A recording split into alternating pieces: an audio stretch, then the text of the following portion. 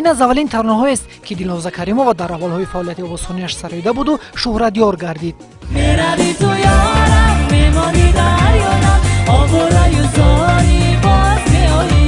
ин сурудро ба ман Зайниддинҷон бародарам пешниҳод карда буд. ба ман ин суруд маъқул нашуда буд.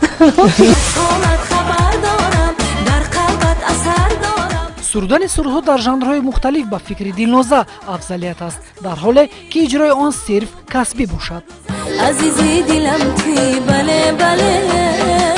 ман мехоҳам ки аз тамоми самтҳои ҳамин санъат бохабар бошам ва ҳамеша худро месанҷам.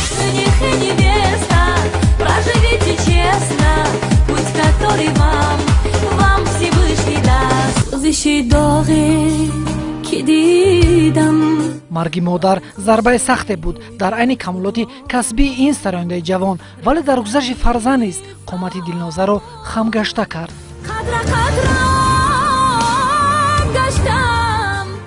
ин хеле мушкил буд барои ман.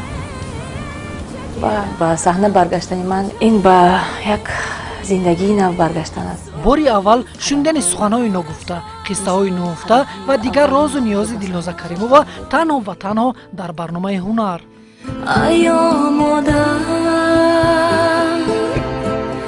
шоми якшанбе дар телевизиони Душанбе.